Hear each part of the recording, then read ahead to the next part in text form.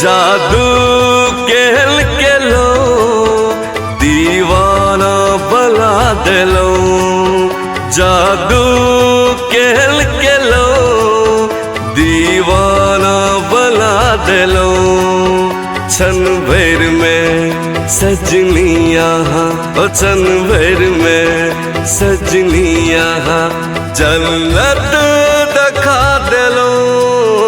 जादू कहन के लो दीवानी बना दे लो, जादू कहन के लो दीवानी बना दे लो।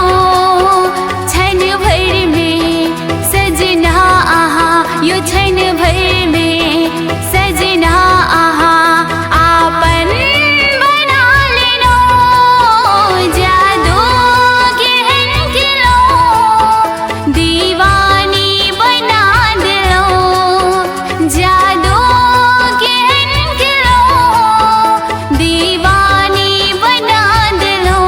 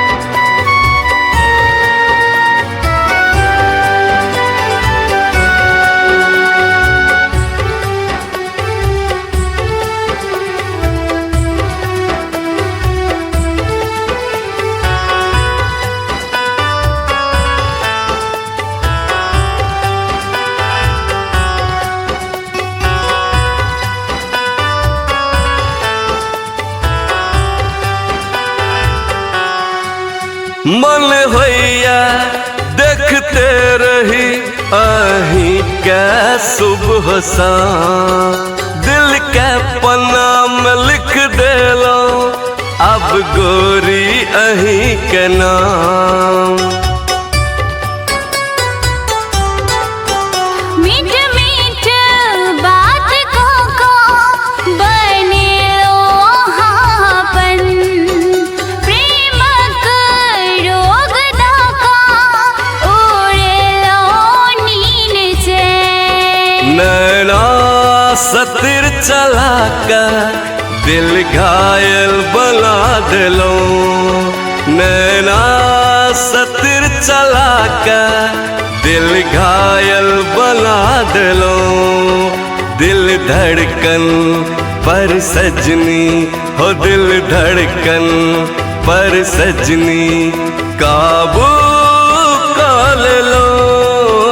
जादू कहन के लो दीवानी बना दे लो, जादू कहन के लो दीवानी बना दे लो।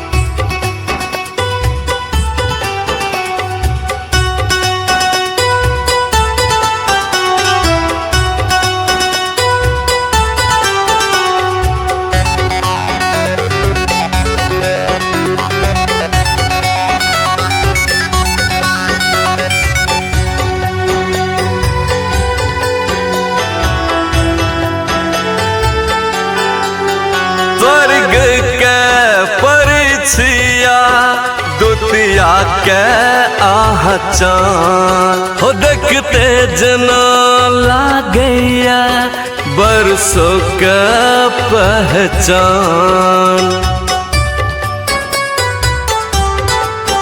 सदखन हमर रहैया आबो ही पर में ध्यान, आही में बैस लागल हमें ई परान।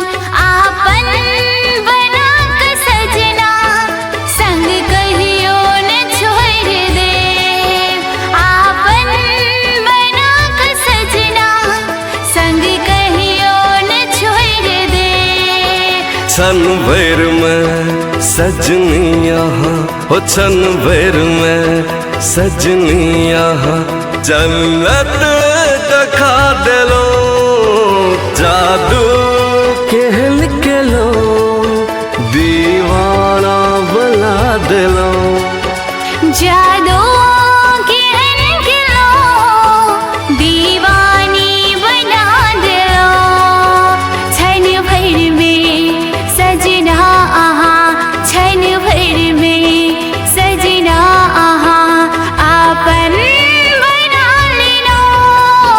जादू खेल के लो, दीवाना बना दिलो, दीवाना बना दिलो।